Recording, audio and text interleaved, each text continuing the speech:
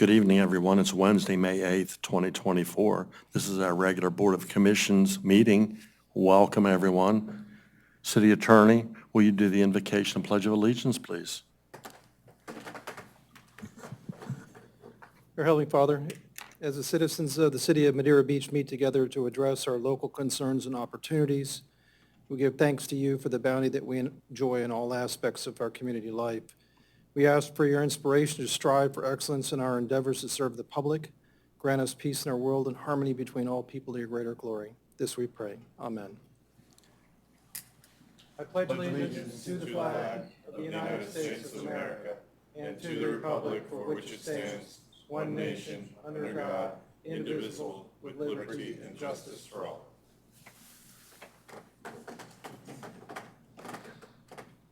City Clerk, will you call the roll, please? Mayor Rostack, Present. Vice Mayor Brooks. Here. Commissioner Taglerini, Here. Commissioner Kerr, Here. Commissioner McGinn. Here. All are present.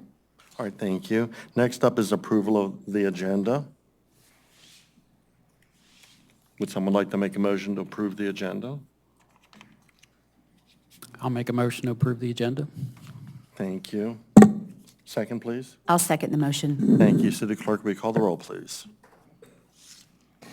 Commissioner Kerr, Yes. Vice Mayor Brooks, Yes.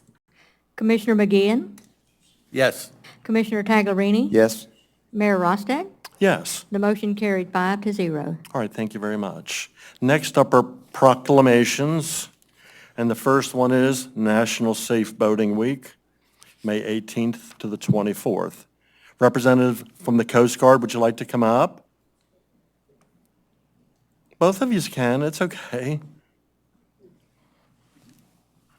Here or there? Right here is fine. Usually we go there. I'm just going to read this. I'm just going to read this to everybody. For nearly 90 million Americans, boating continues to be a popular recreational activity from coast to coast and everywhere in between. People are taking to the water and enjoying time together boating, sailing, paddling, and fishing. During National Safe Boating Week, we want to bring special attention to this pastime and remind recreational boaters of the few tips to ensure that they and their loved ones are safe and responsible while exploring our nation's waterways. Proper planning for a day of boating begins even before leaving home and getting a free vessel safety check, taking a safe boating course at the beginning of the boating season, filing a float plan with a trusted family member or friend, and checking the weather before boating are key steps to enjoy boating. Everyone should always wear a United States Coast Guard approved life jacket while boating. Drowning remains the #1 cause of death for recreational boaters each year, and most drowning victims in recreational boating accidents are not wearing a life jacket. Safe and responsible boating includes never operating a boat while under the influence of drugs or alcohol and knowing basic navigation rules. National Safe Boating Week is observed to bring attention to important life-saving tips for recreational boaters to have a safer, more fun experience out on the water. Whereas, on average, 700 people die each year in boating-related accidents in the U.S., approximately 3/4 of these fatalities are caused by drowning. The vast majority of these accidents are caused by human error or poor judgment and not by the boat, equipment, or environmental factors. And whereas a significant number of boaters who lose their lives by drowning would be alive today had they worn their life jacket. And whereas, to combat these statistics, the National Safe Boating Council, in partnership with the United States Coast Guard and the National Association of State Boating Law Administrators, will launch the annual North American Safe Boating Campaign during National Safe Boating Week. The campaign is designed to reach more than 70 million boaters around North America and communicates this year's life-saving message: boat smart, boat safe, wear it, and now, therefore, I, Jim Rostack, Mayor of the City of Madeira Beach, Florida, do hereby support the goals of the North American Safe Boating Campaign and proclaim May 18th through the 24th of 2024 as National Safe Boating Week and urge all boaters to boat smart, boat safe, and wear it. Proclaim this 8th day of May 2024. No, thank you. I think he wants to get a picture. For a picture? He wants to get a picture.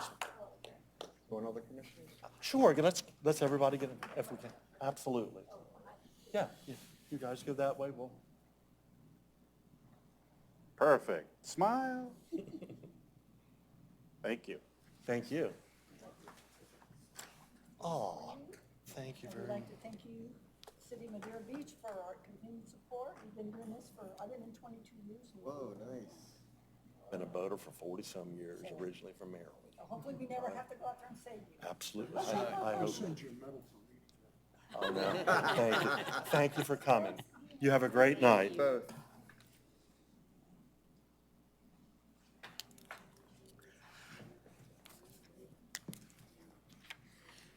All right, that's proclamation 1 of 3. The next proclamation is the annual Municipal Clerks Week.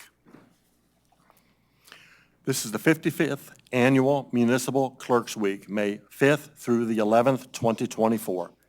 Whereas the office of the municipal clerk, a time-honored and vital part of local government, exists throughout the world, and whereas the office of the municipal clerk is the oldest among public servants, and whereas the office of the municipal clerk provides the professional link between the citizens, local governing bodies, and agencies of government at all levels, and whereas municipal clerks have pledged to be ever mindful of their neutrality and impartiality, rendering equal service to all. Whereas the municipal clerk serves as the information center on functions of local government and community, whereas municipal clerks continually strive to improve the administration of the affairs of the office of the municipal clerk through participation in education programs, seminars, workshops, and the annual meetings of their state, provincial, county, and international professional organizations. Whereas it is most important that we recognize the accomplishments of the office of the municipal clerk. Now, therefore, I, James Jim Rostek, the mayor of the city of Madeira Beach, do recognize this week of May 5th through May 11th as Municipal Clerks Week. And I further extend appreciation to our municipal clerk, Claire Van Blargen, and to all municipal clerks for the vital services they perform and their exemplary dedication to the communities they represent, dated this day of the 8th day of May 2024. Clerk. Can we get you down there in front, and then we'll just do the same. Get a photo. I need a drink of water this time. Very photogenic. Thank you. Thank you.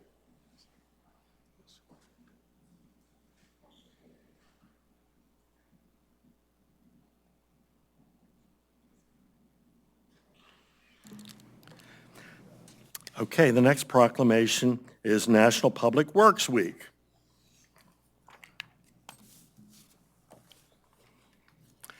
National Public Works Week proclamation, May 19th through the 25th of 2024, advancing quality of life for all. Whereas public works professionals focus on infrastructure, facilities, and services that are of vital importance to sustainable and resilient communities and public health, high quality of life, and well-being of the people of the city of Madeira Beach, Florida. And whereas infrastructure, facilities, and services could not be provided without the dedicated efforts of public works professionals who are engineers, managers, and employees at all levels of government and the private sector, who are responsible for rebuilding, improving, and protecting our nation's transportation, water supply, water treatment, and solid waste systems, public buildings, and other structures and facilities essential for our citizens. And whereas it is in the public interest for citizens, civic leaders, and children in the city of Madeira Beach, Florida, to gain knowledge of and maintain an ongoing interest and understanding of the importance of public works and public works programs in their respective communities. And whereas the year 2024 marks the 64th Annual National Public Works Week sponsored by the American Public Works Association, Canada Public Works Association too. Now therefore, I, James Jim Rostek, Mayor of the City of Madeira Beach, hereby designate the week of May 19th through the 25th of 2024 as National Public Works Week, and urge all citizens to join with representatives of the American Public Works Association and government agencies and activities, events, and ceremonies designed to pay tribute to our public works professionals, engineers, managers, and employees, and to recognize the substantial contributions they make to protecting our national health, safety, and quality of life.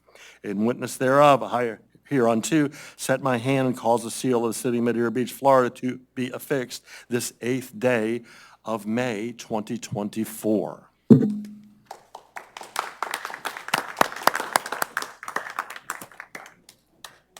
Thank you.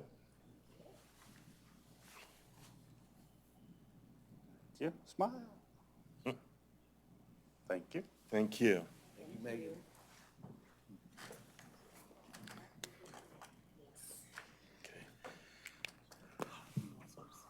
Next up is any presentations.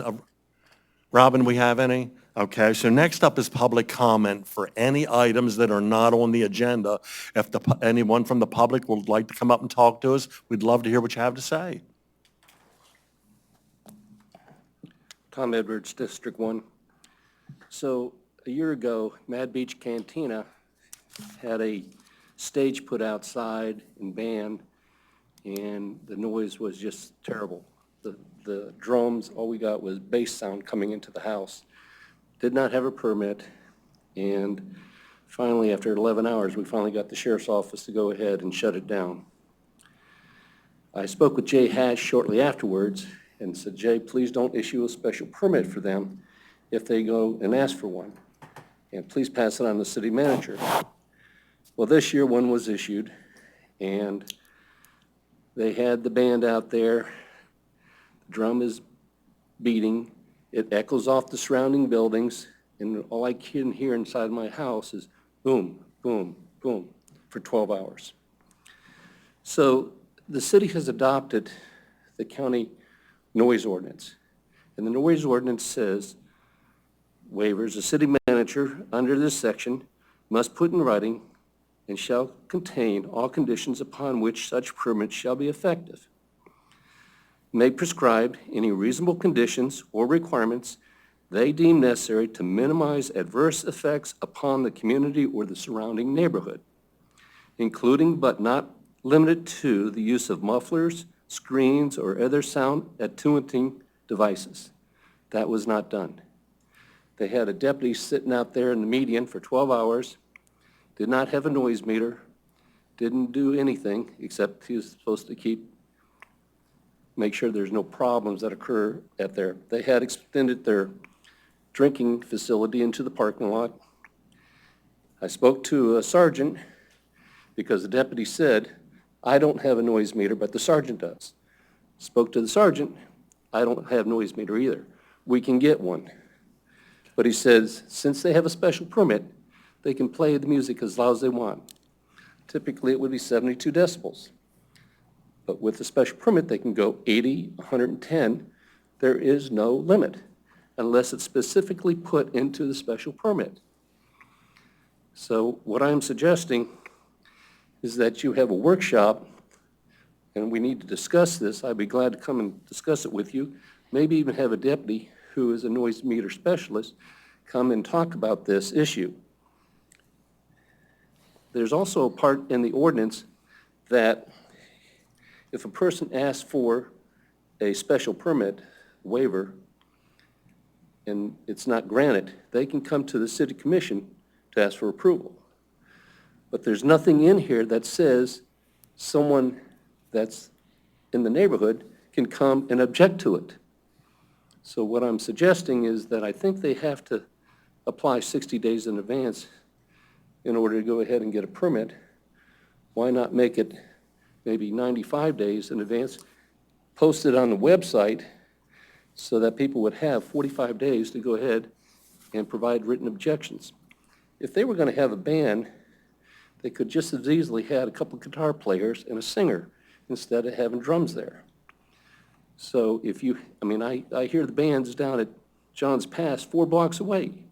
There's no reason they have to be that loud. So it's something to consider. And if you do put it on the workshop, I certainly like to be notified so I can come there. As I say, I like to hear a deputy come that specializes in this and see what can be done to make it more reasonable for the neighborhoods. Thank you. May I ask a question? Oh, please do. What was with the 12 hours, which 12 hours were there? Were From they 10 a.m. until Sorry? 10 a.m. to 10 p.m. 10 p.m.? They had rented the parking lot across the street, the whole parking lot, so no one could use the beach parking. They had the whole lot. I pointed out to the city manager that they actually had it marked off at 7 in the morning. So they actually owe the city 3 additional hours of parking that they're not paying for. And just till 10 p.m., doesn't our noise ordinance cut off at 9? Yes, and the music was cut off at 9 p.m. Oh. Okay. And do you remember, can you tell me what date that was? That was this Sunday, the 5th, Cinco de Mayo. Sunday, May 5th. Thank you. Thank you. Thank you. Thank you. We will get this added to a workshop, and we'll invite you back. Thank you, sir. Robin, can we get it added to the workshop? Yes. Oh, yeah, Okay. absolutely. Perfect. Is there any other public comment from any of the residents that like to come talk to us? Well, seeing none, we'll move on then. Next up is approval of the minutes from the 2024-04-10 BOC regular meeting minutes, budget workshop meeting minutes, regular workshop meeting minutes from 4 of 24. Do we have any questions on those, or do we have a motion to accept? I reviewed them. I didn't see any issue. If no one else does, I'd like to make a motion to accept the minutes as written. Thank I'll you. second. All right, thank you. City Clerk, will you call the roll, please? Commissioner Kerr, Yes. Vice Mayor Brooks, Yes. Commissioner Taglerini, Yes? Commissioner McGinn, Yes. Mayor Rostack. Yes. The motion carried 5-0. All right, thank you. Next up is consent agenda. We have nothing there, so we'll just move past that. And next up is public hearings. We have ordinance 2024-04. Would you like me to proceed, Mayor? Oh, please, Okay, please. thank you. So item 10A on your agenda is ordinance 2024-04. I'll read that ordinance by title only. Ordinance 2024-04, an ordinance of the City of Madeira Beach, Florida, amending Division 2, Enforcement by Special Magistrate of Article 7, Code Enforcement, of the Code of Ordinances of the City of Madeira Beach to reflect the changes that have been adopted in Chapter 162 Florida statutes, deleting Section 2-380, priority of liens, and renumbering subsequent sections, providing for conflict, providing for codification, providing for severability, and providing for an effective date. That was the second final reading of ordinance 2024-04 by title only. It was first read on April 10th, 2024. There have been no changes since that first reading. All right, thank you. Is there any public comment on this? Okay, no public comment, commissioners. Any questions? Would someone like to make a motion then? I'll make a motion to approve ordinance 2024-04. Do we have a second? I'll second. Thank you kindly. City Clerk, will you call the roll, please? Vice Mayor Brooks, Yes. Commissioner McGinn, Yes. Commissioner Taglerini, Yes? Commissioner Kerr, Yes. Mayor Rostack. Yes. The motion carried 5-0. Okay. City Attorney? Item 10B on your agenda is a public hearing on ordinance 2024-06. I'll read that ordinance by title only. This is ordinance 2024-06, an ordinance of the City of Madeira Beach, Florida, amending Section 2-502, appointment and removal of Article 8, Special Magistrate of Chapter 2, Administration of the Code of Ordinances of the City of Madeira Beach to amend the approval process for the rate of compensation of the special magistrate, providing for conflict, providing for codification, providing for severability, and providing for an effective date. That was the second and final reading of ordinance 2024-06 by title only. It was first read on April 10th, 2024. There have been no changes since that first reading. All right, thank you so much. Is there any public comment on this? Okay, we'll close public comment. Commissioners, do you have any questions? Do we have a motion then? I move we pass ordinance 2024-06. Thank you. Do we have a second? I'll second the motion. Thank you, Vice Mayor. City Clerk, will you call the roll, please? Commissioner Taglerini? Yes? Vice Mayor Brooks? Yes. Commissioner McGeehan? Yes. Commissioner Kerr? Yes. Mayor Rostack? Yes. The motion carried 5-0. All right, next up is item 10C. This is a public hearing on ordinance 2024-05. I'll read that ordinance by title only as well. Ordinance 2024-05, an ordinance of the City of Madeira Beach, Florida, adopting the Fees and Collection Procedures Manual, repealing ordinance 2023-18, providing for conflict, providing for severability, and providing for an effective date. That was the second and final reading of ordinance 2024-05 by title only. It was first read on April 10th, 2024. There have been no changes since the first reading. All right, thank you so much. Is there any public comment on this? All right, no public comment. Commissioners, Vice Mayor, do we have a motion? I'll make a motion to approve ordinance 2024-05. Thank you so much. Do we have a second? I'll second. All right, thank you. City Clerk, will you call the roll, please? Vice Mayor Brooks? Yes. Commissioner Taglerini? Yes? Commissioner McGeehan? Yes. Commissioner Kerr? Yes. Mayor Rostack? Yes. The motion carried 5-0. Okay. Now that we have everybody here, would it be possible to move the ABP 2024 Sip and Scoop up in front of the shade structures? Would that be possible? Because I see the people here. Okay. Is everybody okay with that? Okay. All right, Mayor, this item 10E is a quasi-judicial hearing for an alcoholic beverage permit 2024-03 for Sip and Scoop. I'm going to go through the process with you as we normally do. The applicant is Village Cafe of John's Pass LLC. The address of the property is 13015-C Village Boulevard. A summary of the application is that the applicant for the alcohol beverage permit 2024-03 is requesting authorization from the Board of Commissioners for the approval of a 2 COP alcoholic beverage license for the sale of beer and wine for consumption on premises at existing Sip and Scoop Cafe located at 13015 Suite C, Village Boulevard, Madeira Beach, Florida.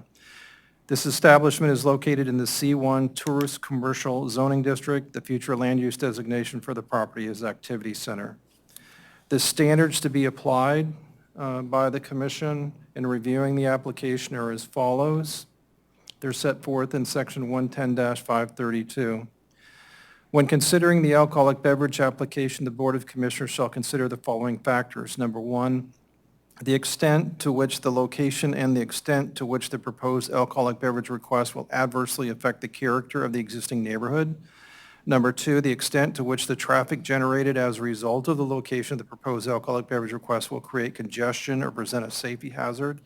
Number three, whether or not the proposed use is compatible with the particular location for which it is proposed.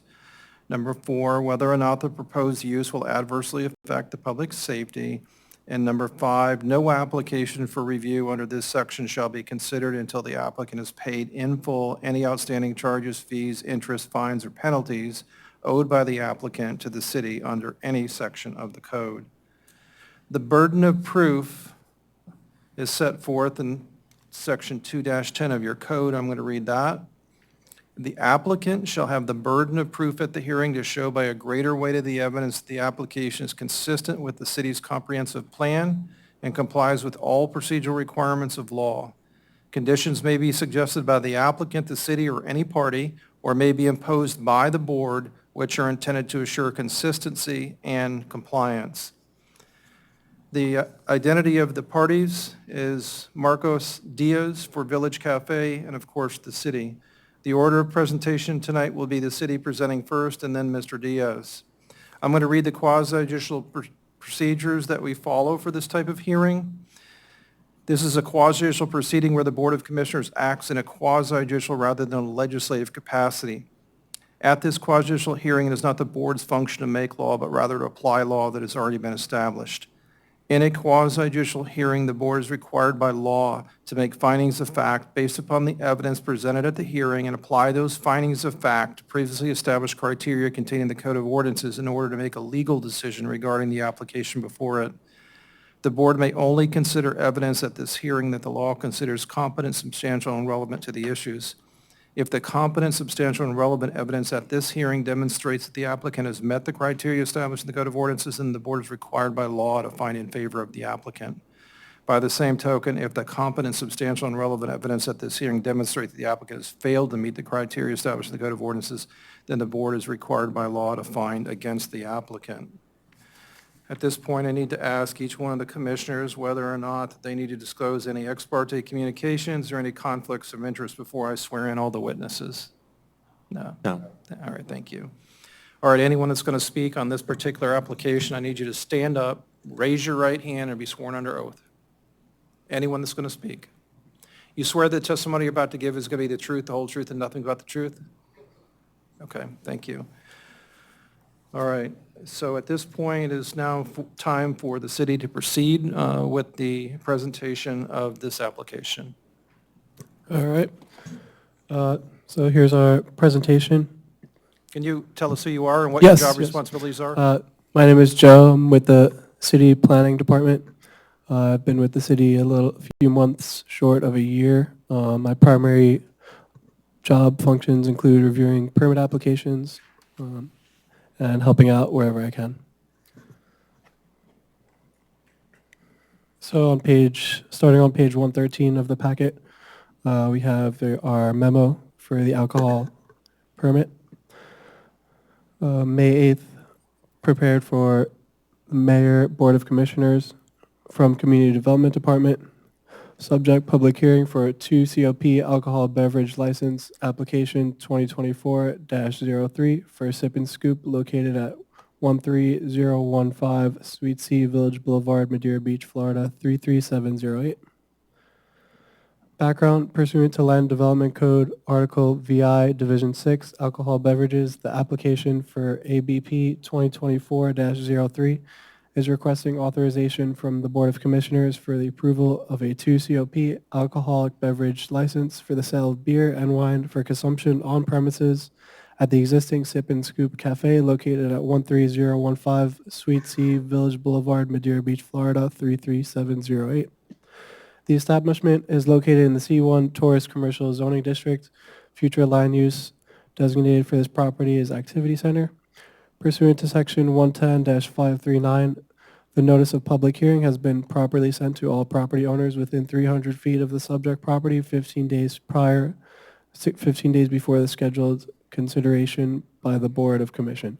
Such notice has also been posted on the subject property at the Gulf Beaches Public Library, City Hall, and through City of Madeira Beach website.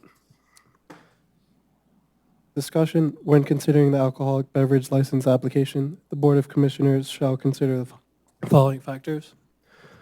1, the extent to which the location and extent to which the proposed alcoholic beverage request will adversely affect the character of the neighborhood. Findings: permitting Sip and Scoop in Johns Pass Village to add beer and wine to the menu for consumption on premises would not negatively affect the character of the existing neighborhood. The existing neighborhood is mostly commercial uses, and additionally, various other businesses in the same area have already served alcohol. Bamboo Beach Bar next door currently serves liquor. Sip and Scoop is requesting a license that would be just for beer and wine. 2, the extent to which traffic generated as a result of the location of the proposed alcoholic beverage request will create congestion or present a safety hazard. city staff's findings is the addition of alcohol to the menu will not affect congestion, traffic generated, or present a safety hazard. Sip and Scoop is located in a walkable part of the city. Sip and Scoop has agreed to install a bike rack on the premises with at least 3 stalls and has already purchased an applicable rack. Their bike rack will add 3 additional parking spot credits to their parking count. The layout and number of seats at Sip and Scoop are not being changed from when it was built out in 2021. And with the addition of a bike rack, the total number of parking spots will increase from what is existing before permitting alcohol to be served on premises. 3, whether or not the proposed use is compatible with the particular location for which it is proposed. Staff finds the proposed alcohol use is compatible with the location. Sip and Scoop already serves more than just ice cream on their menu.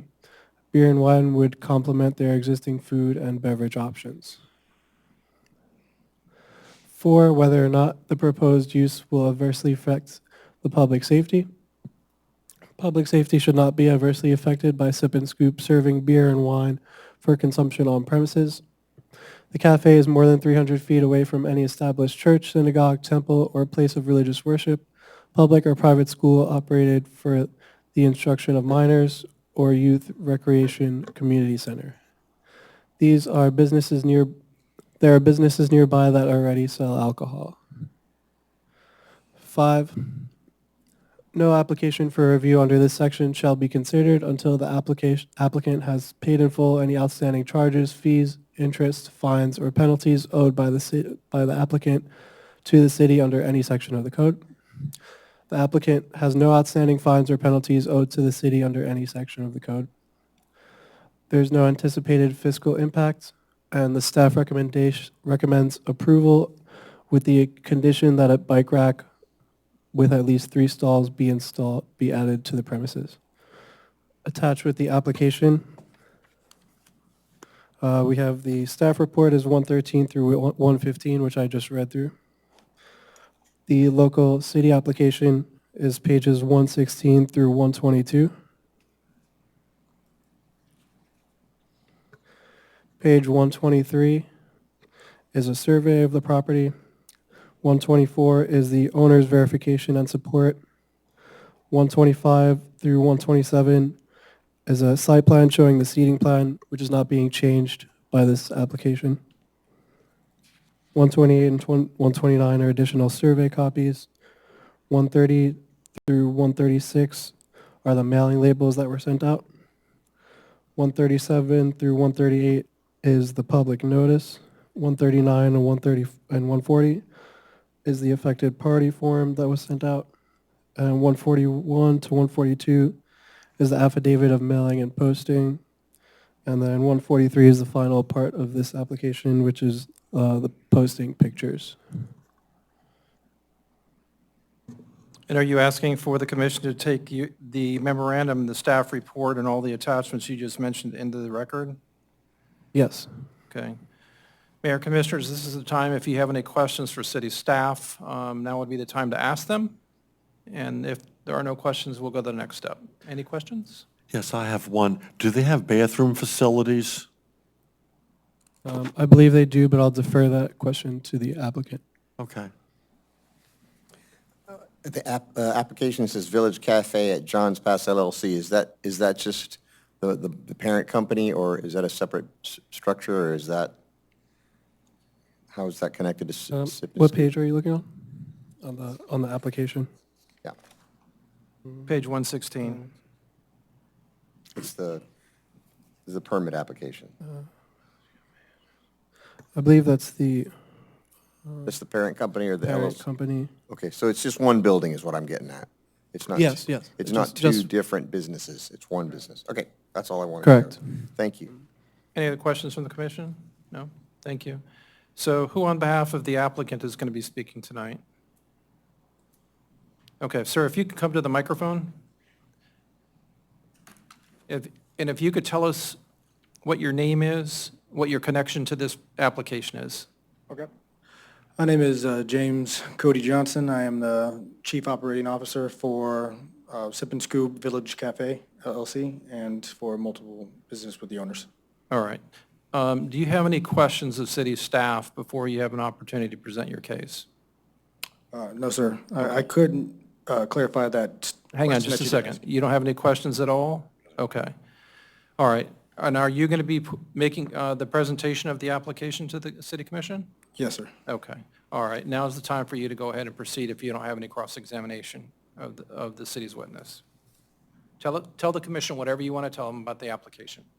Okay, for the 2 COP, we are just requesting it for just an amenity for families that would be sitting on property, on Sip and Scoop private property, to be indulging in either an adult beverage with their families that is more safe for the community, to be relaxing while at the beach, and when they come from the beach to have more of a better relaxation for vacation, or for just a time for family interaction. We do have bathrooms on site that are paid by the opposing properties next to us as well, that are maintained, and we have 2 bathrooms for men and women. We do just want to add the amenity just for an expression of our gratitude for the community, as well as help out make more of a family-friendly atmosphere, to make sure that if somebody wanted any kind of beverage or any kind of a consumption, that it would be premised on property, as well as maintaining the utmost professionalism, and as well as making sure that the businesses around us are all being more profitable and making more business for the city as well. Okay, any questions from the commission? I think I heard somebody say this, it's not just an ice cream parlor, you have a menu of food as well?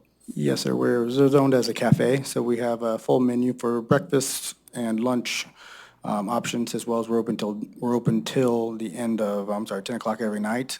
So we do have the option for food till close. So you do have food options until 10, full Yes, sir. hours? Yes, Okay. sir.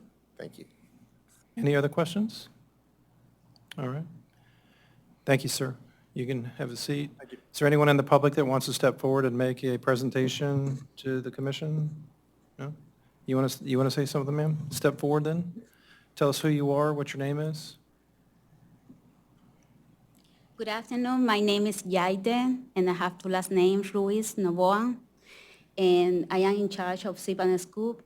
So when employees are starting to work, I am in charge of the training for the barista position, for the sales cashiers, and for all of the food menu. In the food menu, we do have enough carbs and sugar that will help a lot with the beer and wine. The favorite for all of the locals and tourists is the Cuban sandwich. The other one is the Sicilian sandwich. And as well, we have a full menu for breakfast, like in bagels and in croissant as well. Most of the people who are coming, they like the way that they're doing in the chicken salad sandwich with us. And we also offer in smoothies, fresh smoothies with real fruits. And the ice cream that we're serving is the Amish ice cream that is in Sarasota. They provide that local Amish ice cream to us. We are very proud to be the only one inside of John's Pass who's selling this Amish creamy ice cream. And I want to clarify that the bike rack is being already installed.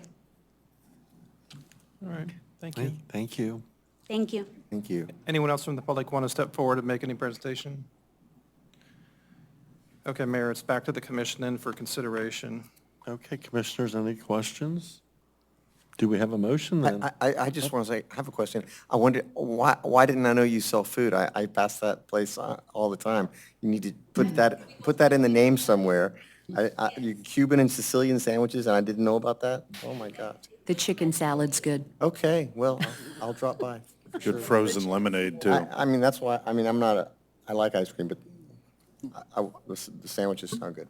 Sorry, went off on a tangent. And Do we have a motion I from you recommend then? the approval of APB 2024-03 with the condition that the bike rack with at least 3 stalls be added, and it sounds like it already has.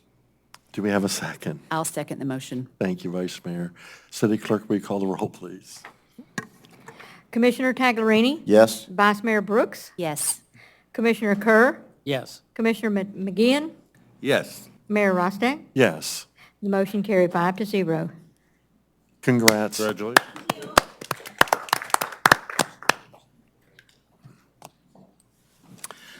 Okay, next up is ordinance 2024-02, the open accessory structures.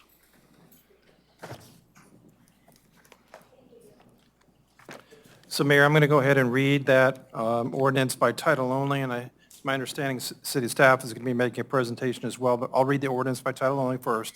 This is ordinance 2024-02, an ordinance of the City of Madeira Beach, Florida, amending Division 4, accessory structures of Article 6, supplementary district regulations of Chapter 110 zoning of the city's land development code to provide for applicability, to provide definitions, to require building permits for accessory structures, and provide for regulation of chikies, to provide for maintenance of accessory structures, amend setbacks for rear yard accessory structures on lots on water in R1 zoning district, amend the setbacks for rear yard accessory structures on lots on water in R2 zoning district, amend the setbacks for accessory structures in C4 zoning district, and add allowances for federal and state regulated structures. Add quantity to maximum size of accessory structures in R1, R2, and R3 zoning districts. Amend the maximum size for enclosed and open accessory structures for single-family use, duplex and multifamily use, and temporary lodging use. Add quantity to maximum size of accessory structures in C1, C2, and C3, and C4 zoning districts. Add a section to address construction trailers. Add a section to address outdoor kitchens, providing for conflict, severability, and codification, and providing for an effective date. That was the first reading of ordinance 2024-02 by title only. All right, thank you. So at the end of last year, BOC directed city staff to research and amend the code to allow for shade structures, or what we're calling these open accessory structures, that would look slightly different than enclosed accessory structures, what you think of as a shed. This ordinance creates multiple sections, which includes the applicability of division, definitions, building permit requirements, accessory structure maintenance, things excluded from permitting, construction trailers, and outdoor kitchens. This final version allows for open accessory structures at a percentage of the total lot size of 3.5%, in addition to the already allowed enclosed accessory structure. The amendment creates setbacks for the open accessory structures, considering the side yard setbacks for each zoning district and structural elements of the seawall for lots on the water. In the C4 zoning district, staff were aware of issues arising from accessory structures that were required for federal and state regulations for those businesses, and those conflicted with the current accessory structure section in the code. So staff added language to address those concerns. The current code does not address construction trailers, so we decided to add a new section to put in place regulations for those construction trailers. And that includes specific time limitations, setbacks, and evacuation plans. We also discussed with FDM, with all these FEMA regulations and floodplain requirements, the allowances of permanent outdoor kitchens, and then created a new section for that as well, since we know that we will be seeing more outdoor kitchens with allowing for open accessory structures. And I know that we discussed this ordinance at the last BOC workshop, so you will see some minor changes from last time you saw it. On page 107 and 108, that the maximum size and quantity in R1, R2, and R3 zones, the maximum height is 14 feet now from grade.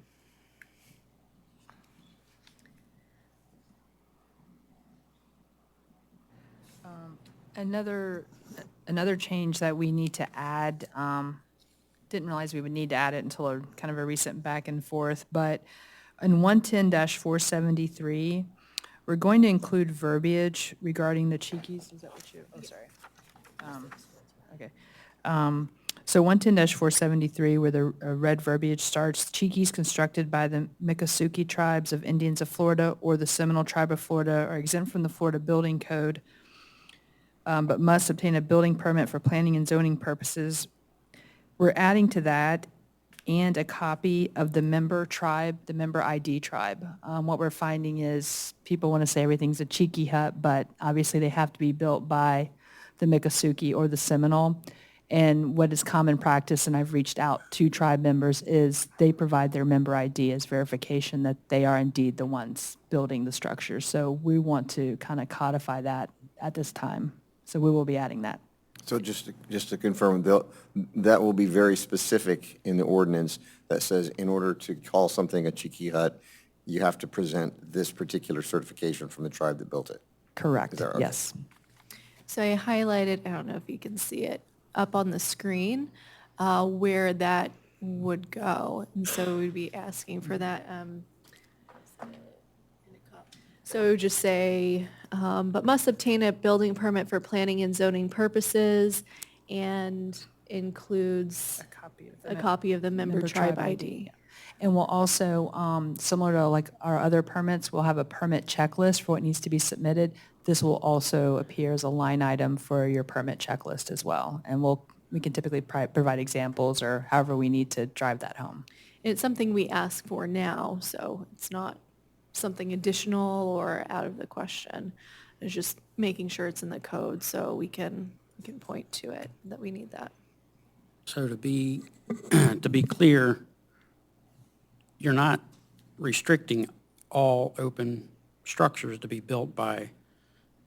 Correct. Okay. Correct. Only Yes. if they're calling calling it a themselves a cheeky. cheeky. You're calling it a Cheeky hut. Correct. Yes, then we need to see that tribal ID. Exactly. Okay. That's the only time. But you can build an open accessory structure. Doesn't even have to look like a tiki hut. So, Right. yeah. Correct. Okay. Wanted to Yep. clarify that. I was thinking about this 3.5% and of the lot to be the restriction. Now, where is that measured from? From the tips of the roof line? So So that would be considered the footprint? the footprint of the open accessory structure, yes, it would be the full roof. So if you look at So if the posts were inside of that, of course they would be. Yes, The footprint is the tips of the roof line. correct. And that right now is 3.5%. It would be, Of so the that overall allowed lot size. area would be 3.5% of your total lot. So we Right. would get your lot square footage, the property appraiser has that, or you'd see it on a survey, and then the open accessory structure, it's in the definition right here. The open accessory structures are measured for area and setbacks from the outermost point of any roof overhang. Right. And that 3.5% was kind of, I know different sizes were thrown around during this whole discussion and what would be good and what would not be. And then with the talks about the outdoor kitchens, so that would take up actual space. If someone did want to build an outdoor kitchen, you're going to have some sort of counter space that's going to take up any actual place where someone could stand or sit or whatever, but we're depending on how they're going to build it or what they're going to build it for. I guess what I'm getting to is I looked up in the Munich code a minimum building size, a minimum lot size for Madeira Beach, and R1 district, that's 5,000 square feet. So just simple math, 3.5% is 175 square feet. Which is basically 13 by 13. That's 169 square feet. If it's in the R2, low-density, multifamily residential, that reduces to a minimum lot size. Now, I'm talking about the smallest lots in the city. Again, that's 4,000 square feet, which reduces that even smaller to 140 square. You're starting to get smaller than a pop-up tent that you buy at Walmart or wherever. I'm just thinking personally, if, I'd like to see that bump to at least 4%. It's a nice round number. It's not going to give you much more.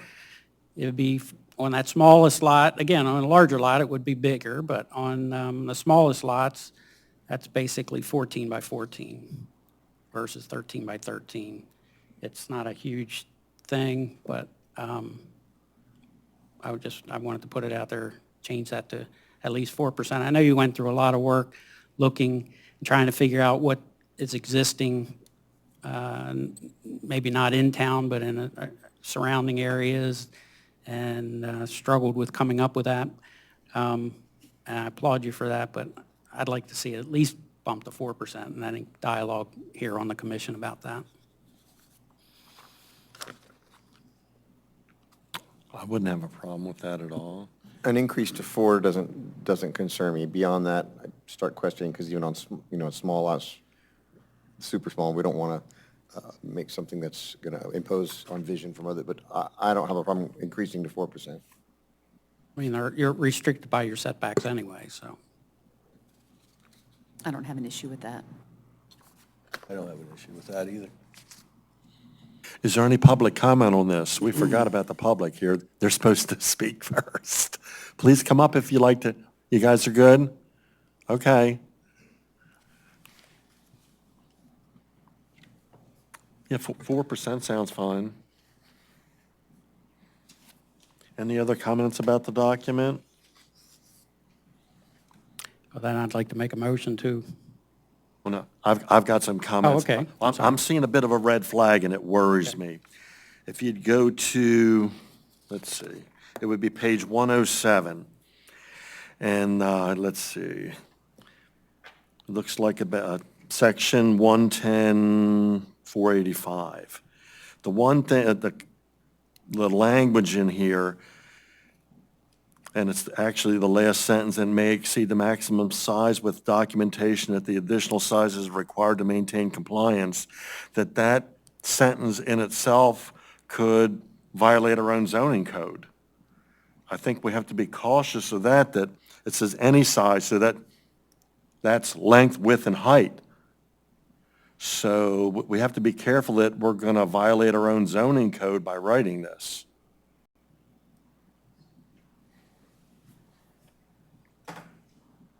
I'm going to read that again. Accessory structures for working waterfronts or marina uses. Is that where you Yeah, are? correct. That is correct. Which are required by federal or state regulations do not count towards the number of structures and may exceed the maximum size with documentation that the additional size is required to maintain compliance. Question, do we know of any structures that meet this criteria? We know that there's 2 working waterfronts or commercial fishing areas that are required to have like a shade area, as well as the ice machines or some way to cool the fish when they come off, and they don't necessarily meet the criteria in the code. So we're kind of in a tough spot of, if we do code enforcement, then those are things that are essential to their business. But then trying to also regulate that it's kind of a tough situation of they need it for their business, but then we also want to make sure that we have regulations in place. But if it's a requirement coming from like the FDA or food safety, some way to allow for that.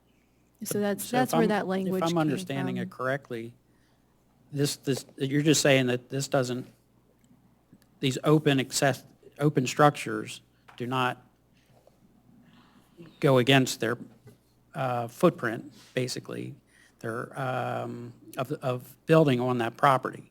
Yeah. Open or enclosed. Open or enclosed. So, but they would have to Open or prove the enclosed. documentation. So that's the thing that we didn't want to just, you can do whatever to your property, obviously, but to prove or to show the that it's required to maintain the compliance, that you're required to have that, not, you can just put as many accessory structures on your property, but that it's essential. And it's more to the number, because they still have to meet structure coverage and ISR requirements. But if you need 3 structures to do that because of your business, and understand, we've tried to find a subject matter expert on this, and we can't seem to, so we're kind of pulling together the best information we have to be as reasonable as possible, and recognizing that the working waterfronts are protected, and we have to figure out how to navigate those waters. And- But on top- Exactly. Maybe this language should be pulled out of here and put in another place. I mean, the language, how it's written, we could violate our own zoning code if they can provide a letter from somewhere. I mean, I think that's a danger sign. It's not a violation, it's an exception to the code. Right. It's- Right. But then So we have what- somebody else come along and, I'm sorry, and have the Me Too clause. That's what I would be afraid of. Would have to be. Yeah, I'm not really concerned about the Me Too clause. If they have the legal documentation that puts them in a position where a federal or state regulation says that they have to have this to operate, then they have that documentation, then this will go into effect. If they don't have it, then it would not go into effect. So you're not violating your zoning code by adding this. You're just creating an exception to the code for that particular situation. Technically, wouldn't we have to give the exception anyhow? Even if we didn't put it here, if the federal government says, this is what you have to do, this is a requirement, they trump us, don't they? This just makes it in writing where we have a guideline to follow, to reference back to? Well, currently, we're kind of in a limbo. Right. Because we know that there's a few properties that have more accessory structures than what our code allows for. And so we're not going after that because we know it's a requirement for their business. And I think it's important for us to support our waterfront businesses. Very often, we hear, and I believe it, we're 2 miles long and a mile wide. We're the grouper capital of the world. We were built on fisher people. And so I think it's important to make sure that if we're changing something in the code, that we're thinking about those people who built this town, or were a great part of building it anyhow. I just want to understand the concern. This makes it less restrictive for those commercial. Only if it's being required by a government entity that they do it. So if a government entity says you have to have this structure to be able to be compliant with DEP or EPA or Fish and Wildlife or whoever it is. FDA. It's FDA. It's given an exception to that waterfront business because it's only commercial business. Right. It's given an exception to them to be able to have that additional building that's being legally required by a federal entity. Right. And they have to approve they have to provide the paperwork. I don't think they're getting anything extra. To me, the way that I read it was that it's just putting into writing where when somebody says, why do they have that? You can simply reference, this is why. It's written right here, this is where the exception comes in for this business, is the way So I read it. Is the mayor's concern then that, okay, you are not you're a restaurant, you're commercial, it's still commercial, and you want to have a accessory structure enclosed or open, and the working waterfront neighbor, he has it, why can't I have it? Is that the concern? One of several, absolutely. Absolutely. So my thought on that would be, well, no, they wouldn't, because the only reason the working waterfront's getting it is because it's being required by the federal government. A restaurant's not going to get it just because they want an ice house. They're not going to get an ice house. they're not required But by. but it's an enclosed structure. But I think it would be addressed in other parts of the code, whether they could have it or not. We're It just, also saying if they says- can have it, it's not counted against their overall footprint. It also says in that sentence, accessory structures for working waterfronts or marina uses. So then your restaurant, it wouldn't count to that. Okay, It's only, okay, so that it's only very specific it's to very, it. very, yeah, it is very restrictive. That's true. Thanks for pointing that out. And then what about an impact study where C4 backs up to residential? I don't see anything written in here about an impact study. You think we ought to do one? Or I'll go back to my other point, maybe this shouldn't be in this, Well, in this document. I just don't know.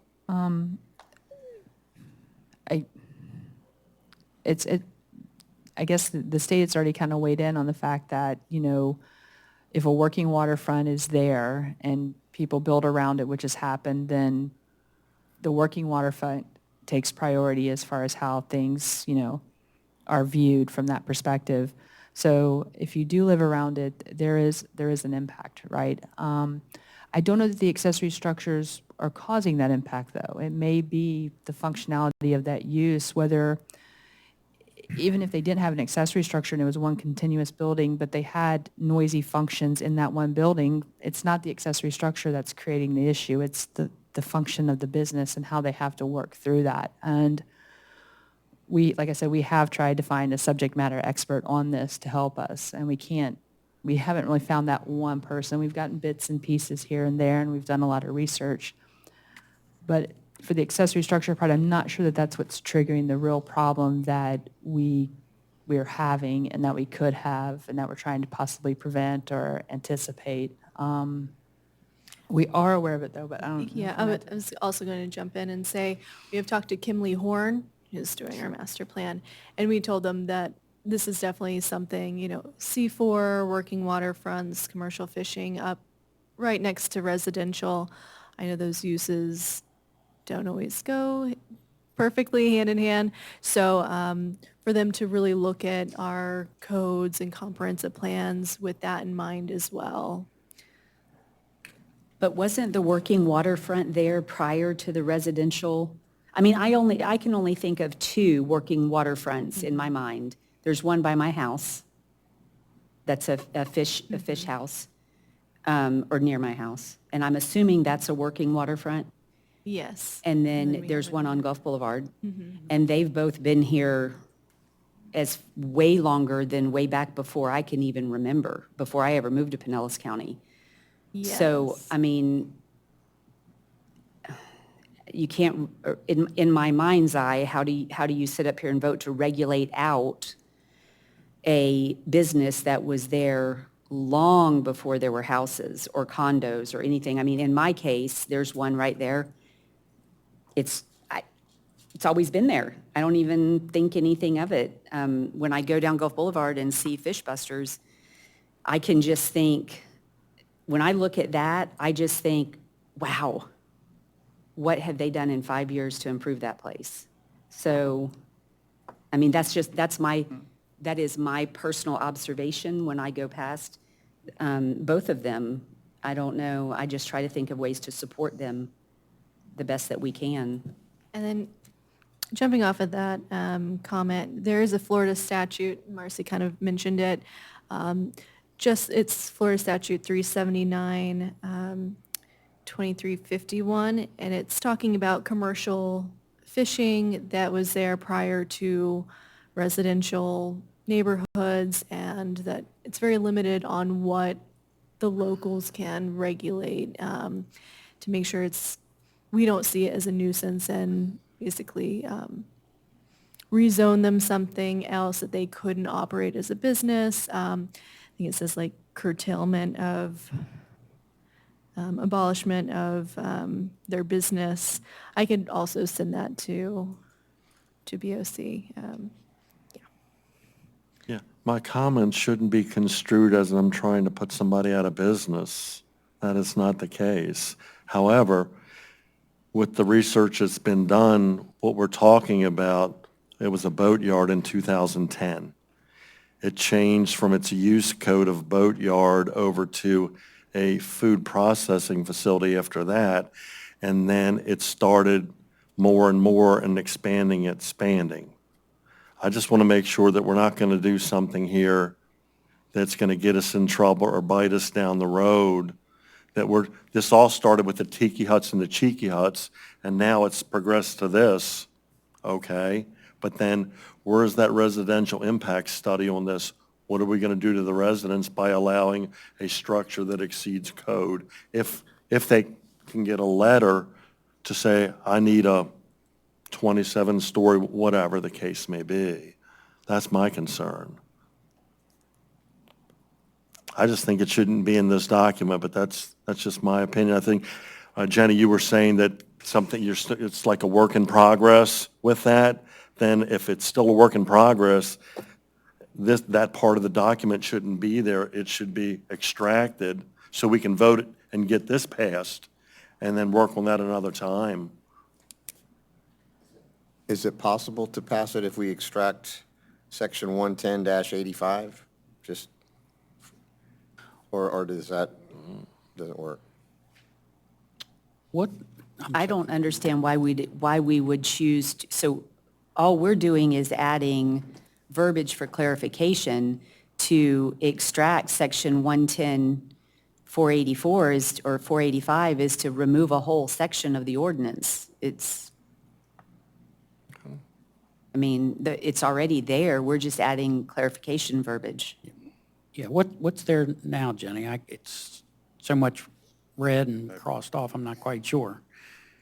Let's see, let me scroll. So it's currently 110-481, is that correct?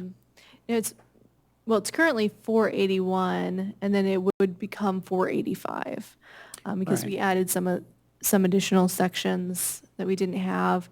So it would probably be, if you wanted to relook at this later, maybe after Kimley Horn really dives into C4, working waterfronts, commercial fishing, I would say it would probably be like this sentence, and then I think there's another one. Give me just a minute. If we try to look up that Muni code, would we find what's there now? Oh, currently? Yeah.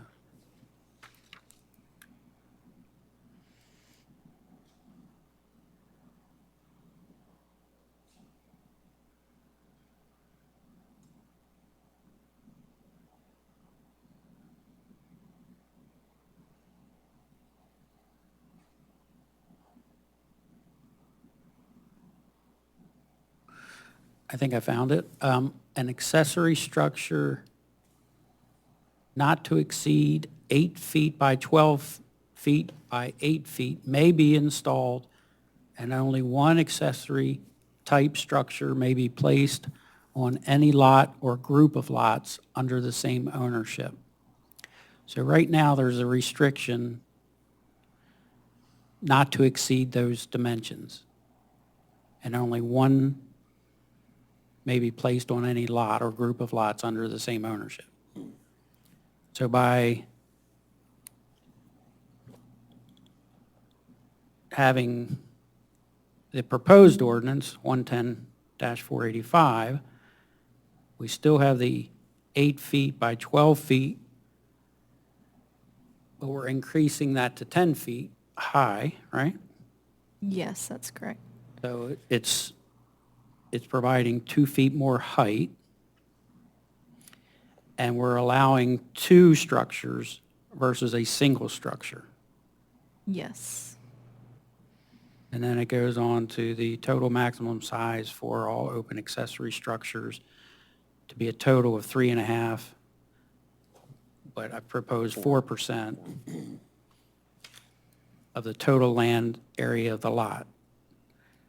So as far as the commercial, that would be, if you had 1 or 2, that's a total of 4%, way I'm reading it. The maximum height would be 20 feet, which, how can a maximum height be 20 feet? Is that just on open? Yeah, that's on open. It's just for open. So enclosed would be 10 feet. Yes. Okay. So it's actually being less restrictive with this versus what was there. So as far as the working waterfront, I don't think they're going to be up in arms if we're being less restrictive. As far as the residential, I'm not seeing the issue, but Mayor and Commission, just to remind you that this whole process of this ordinance, again, is to address accessory structures. That's what Division 4 of this section of the code is. So it's addressing all components found in the code under the terms accessory structures. So you can, I mean, how you would like to proceed, but I think to go back to the question of why is this, just as you pointed out, Commissioner Kerr, because it's in this part of the code, so trying to provide and better define and clarify accessory structures across all zoning districts, et cetera, and classifications, that's how this section was created, to focus on accessory structures, not just cheeky or tiki huts or the right, whole. no, I agree 100%. Just to clarify, remind everyone. I see. And I believe it was back in 2022, there was an ordinance, I think it was tabled or put on hold. I went on maternity leave, so I don't exactly remember what happened to it. But it was addressing those working waterfront accessory structures. So that's where we knew that there was some issue there. And so since we're touching the accessory structure section, might as well bring that back in and look at it again. I have a quick question as far as the same section here that we're talking about, and it's kind of been touched on upon earlier. The accessory structures for working waterfronts or marina uses, which are required by federal or state regulations, they do not count towards the number of structures. They may exceed the maximum size as long as they have documentation for the structures. Now, they may exceed the maximum size. What would that be as far as what their maximum size would be? So the current maximum size is, well, That kind of, if that this was area- passed, it would be 2 8 feet wide by 12 feet long and 10 feet high enclosed accessory structures. And then could also have 2 open accessory structures with the total size not exceeding 4% of the lot, total land area of the lot. But to exceed that, you would have to show the documentation, prove the documentation state with your government, permit. Federal documentation. Exactly. I think that sounds reasonable. It sounds like, if they have to provide that in the Right. government says they have to have it, I think this makes it easier to do. Okay. I think it gives you a reference Right. in writing in our code. It also Yeah. prevents, requiring that certification prevents a business from trying to build something that goes against our ordinance. Correct. Just randomly. Makes sense. Is there any public comment on this? Please come up. Thank you for coming. Thank you once again, Chuck Dillon. I thought all the heights were going to go down to 14 foot, and this one's still at 20 foot. And since you're going ahead and changing the 3.5 to 4%, I thought, It was in residential. Commercial will stay at 20, Yeah. 14 for residential. I just thought, yeah, during the workshop that it was all going to be going down to 14. Only the So residential. you can have a 20-foot open structure on the seas. Okay. Commercial. That was easy. Shouldn't have done that. Any other public comment on this? Okay, commissioners, anything else? Do we have a motion to accept? I'd like to make a motion to accept ordinance 2024-02 with the addition of including the tribal ID certification, increasing to 4% lot size, and that's it. I'll second. City Clerk, will you call the roll, please? Vice Mayor Brooks, Yes. Commissioner Kerr, Yes. Commissioner McGeehan, Yes. Commissioner Taglerini, Yes. Mayor Rostack. Yes. The motion carried 5-0. Okay. Next up is unfinished business. Do we have any, City Manager? All right, let's carry on. No. Chief. Next up is contracts and agreements, Reading EMS Station Funding Agreement.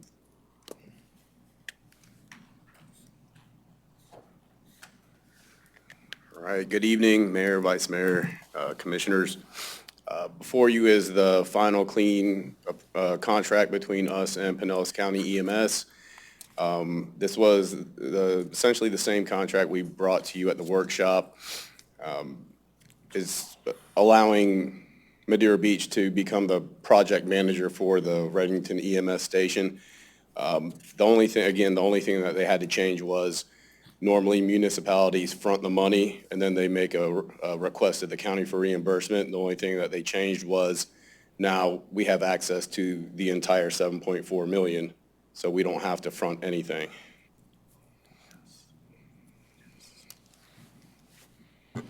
Well done. Thank you, sir. Commissioners, any Great job, comments? Chief. Thank you. This has been over 15 years in the making, trying to get this station up and running and going, and it's just that the can's been kicked down the road so much. And again, this was a dead project. Mayor Rostek, Robin, they were in the meeting with all the Redington mayors, Barry Burton, and we made a pitch, a last-ditch effort, and they agreed that we could do it.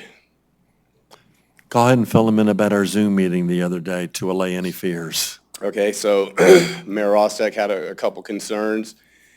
The agreement says that they will buy our medic unit from us, ship it up to the Redington station, and then with that money, we would replace our current medic unit. The mayor had a concern that we were going to lower the level of service to our residents. So with that, we had a meeting with Craig Hare, who's the public or EMS director for Pinellas County. He said he put it in writing that once we break ground, have a firmer timeline, that the county, about 6 months out, the county will provide a vehicle. We'll wrap it or letter it, outfit it. It'll look very similar to what we have here. Instead of 25, it'll say 91 on the side and move it up there. There's no decrease in service to any citizen in Madeira Beach. Great. And that's all, job. that's all your work, Chief. Thank you. That was Thank your you. work. Thank you. Well done. I appreciate Thank you. that.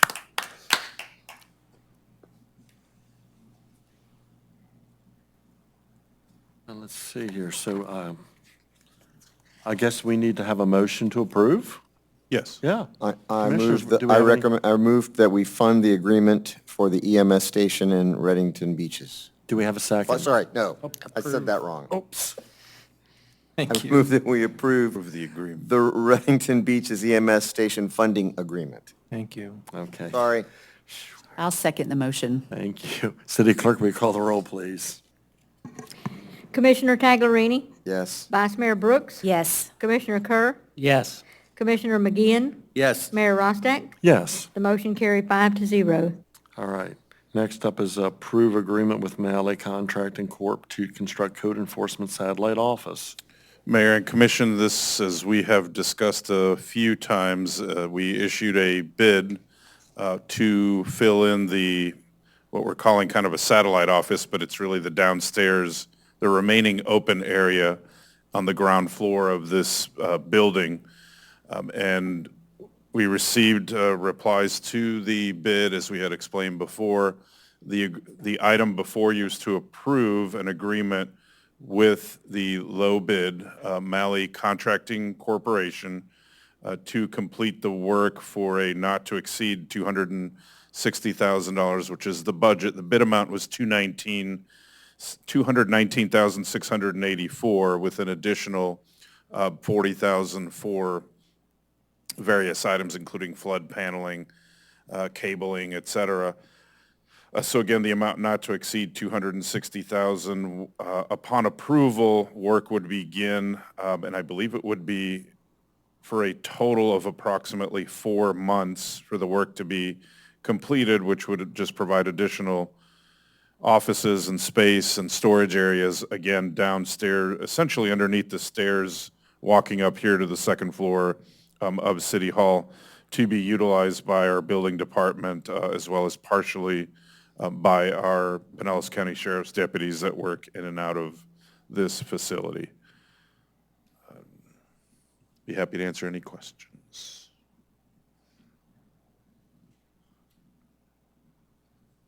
Public comment? Do we have any public comment on this? Okay, Commissioners. Mayor and Commission, sorry, one final thing. The entire cost of this project is being funded through the building fund, so it's not a general fund expenditure, so this is being paid out of the revenues that are collected for building permits and related services for the city to comply with the Florida Building Code. Thank you for the clarification.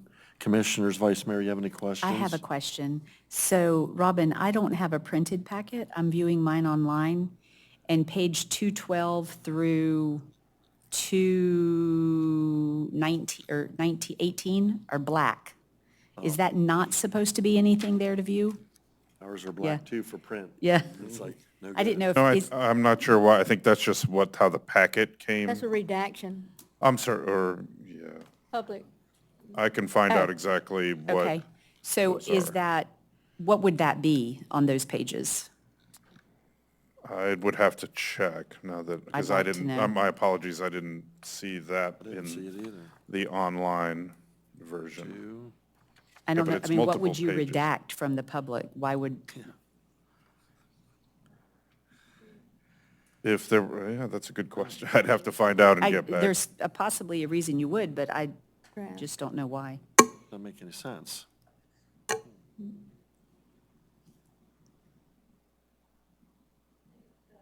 Public. The plans Yeah, I and all don't- that. No, that's Yeah, I doubt there Travis would could be. explain. That shouldn't be. It's all public, so I'd have to get back with you. We could bring it back and explain what that is if you would like. Well, I was guessing that it's maybe floor plan or something like that. It's still, Yeah, it's a public building Right. and it's, well, it could be because it is public safety related and enforcement, because it is part of our building code not Okay. code enforcement, but enforcing the building codes. right. It would be exempt. There's a specific Okay. public record exemption for the infrastructure and blueprints of So the that's City Hall. probably what the that City is Hall then. facility. Okay, Yeah. I'm not sure what that is. Yeah. But there is an exemption. okay. Yeah. Been nice if we had an explanation, because it's like, we got a whole lot of black pages. Okay. Holding city. I don't have an issue with approving it. I mean, we've discussed it. It was discussed. Yeah, it's been Yeah, discussed a it's few been times. discussed, And I so- can explain what that is tomorrow and just provide that to all of you. So my apologies that it's not in here. I had a version that had, and I think it's site plans and different. Yeah. But I will confirm that and provide that tomorrow morning. So we can hold, I mean, however your pleasure to proceed or, No, I don't think. yeah, a the couple- printed and the online are the same. Yeah. Yeah. Yeah. Any questions?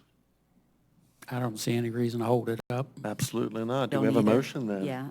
I'll make a motion to approve the agreement with Malley Contracting Corporation to construct the code enforcement satellite office. And I'll Do we have a second? I'll second. Thank you kindly. City Clerk, we call the roll, please. Vice Mayor Brooks, Yes. Commissioner Kerr, Yes. Commissioner Taglerini, Yes? Commissioner McGinn, Yes. Mayor Rostack. Yes. The motion carried 5-0. All right, thank you. All right, next up is new business. We have Resolution 2024-03. Mayor, I'll read that resolution by Thank you. title only. This is Resolution 2024-03, a resolution of the Board of Commissioners of the City of Madeira Beach, Florida, amending the budget for fiscal year 2024, October 1, 2023 through September 30th, 2024, by increasing appropriations for expenditures in the general fund, the Archibald Park Fund, the Building Fund, the Sanitation Fund, the Stormwater Fund, the Marina Fund, and the Parking Fund, and providing for an effective date.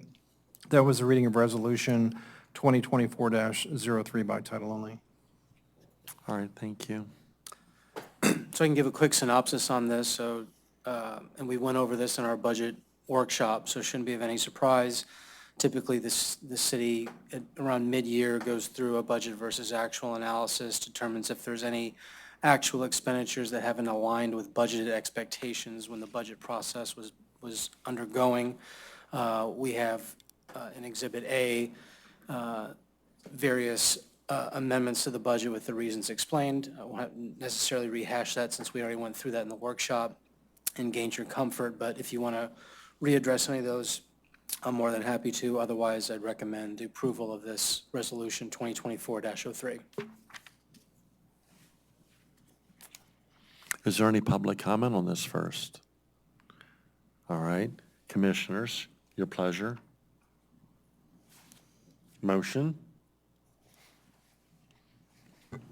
I'll make a motion to approve Resolution 2024-03, fiscal year 2024 budget amendment number 2. Thank you. Thank you. City Clerk, we call the roll, please. Vice Mayor Brooks, Yes. Commissioner Kerr, Yes. Commissioner McGeehan, Yes. Commissioner Taglerini, Yes? Mayor Rostack. Yes. The motion carried 5-0. All right, thank you. Next up, staff reports. Do we have anything? No. All right. Next up is agenda setting for the next BOC workshop. What sticks out as a sore thumb right away is I would like to get the beach chairs umbrella on the sand as number one. I think that's, Well, just move that up the line item list, and then we have the city manager's employment agreement, Second Amendment, Johns Pass Village zoning, parking garage update by Centennial Park, the FY25 Gulf Beaches Public Library budget, noise ordinance, HR classifications, compensation study, and the IAFF collective bargaining agreement. If anybody would like to add anything, please contact the city manager. Well- Mayor, you'd mentioned the noise ordinance based on the residents' comment. I already put it up there to discuss, so, no, I think based on just prior discussions regarding the noise, I think that's why it was already up there. So we beat you to it. Well, So- no, I think it was about what, our Yeah, I chat at think the house the other day. I think so. And thank everybody, thank you for that. Sure. But it'll be, I think, comprehensive to cover Cover everything. Gust and everything else. We have to cover everything just like we did where we've made the parking bulletproof. Agreed. Yes. I'd like to add something. I spent May 2nd and May 3rd on a grant writing training seminar. Learned a lot. Not that I plan on doing grant writing, I just wanted to know more about it.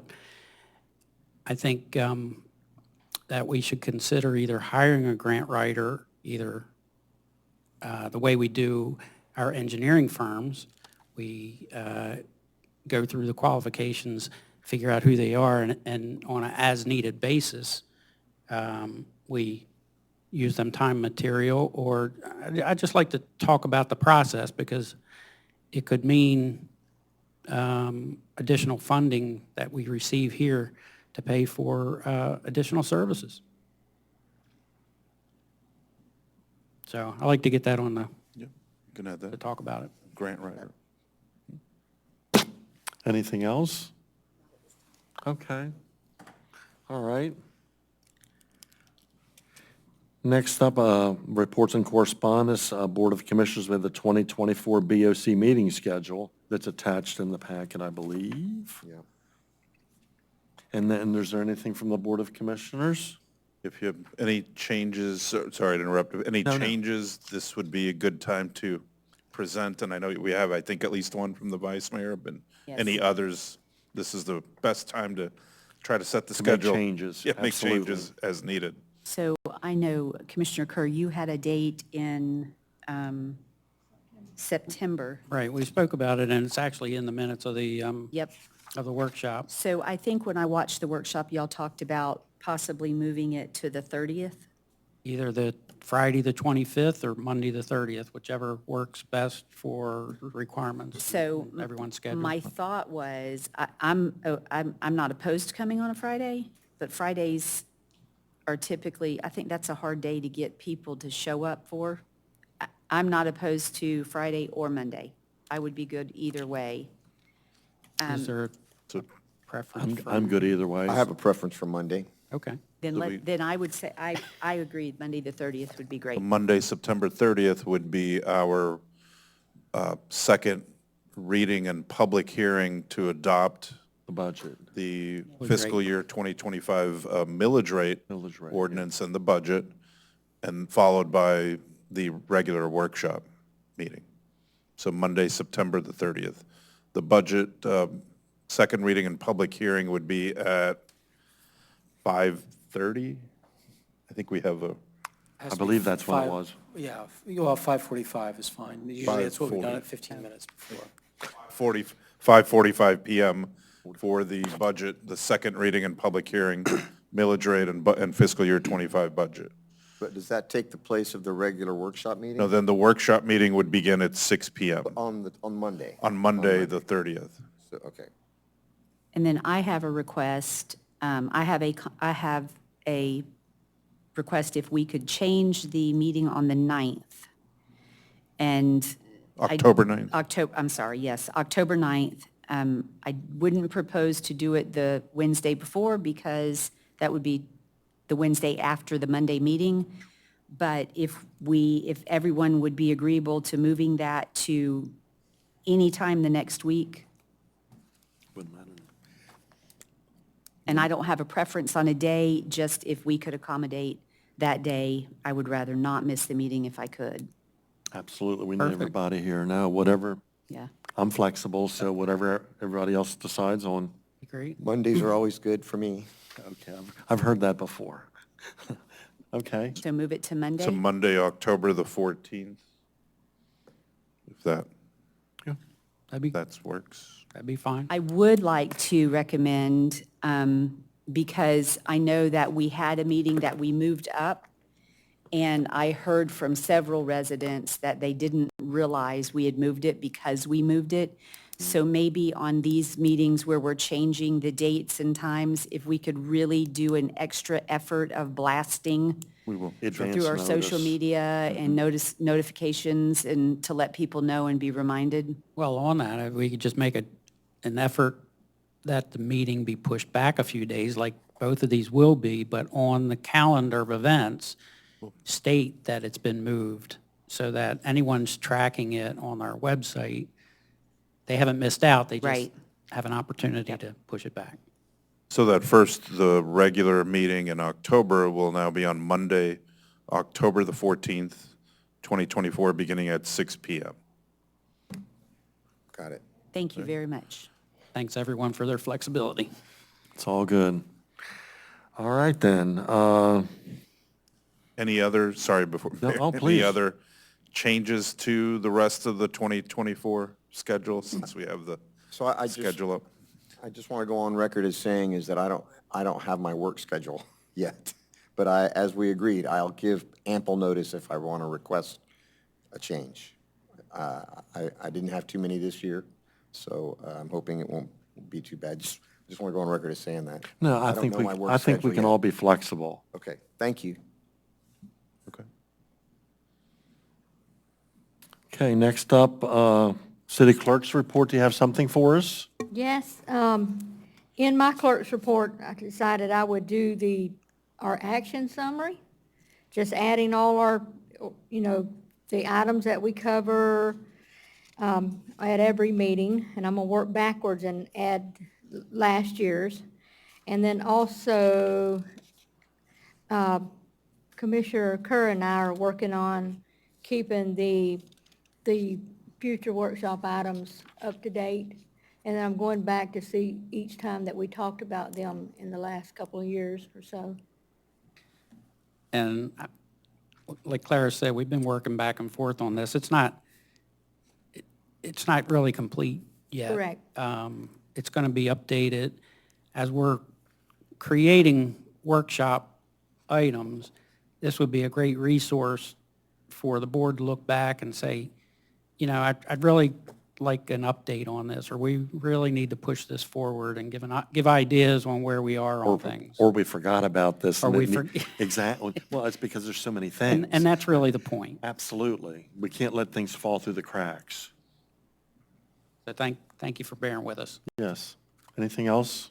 So the one for the next regular meeting will have a lot more information. Well, thank you kindly. You're very welcome. City Manager?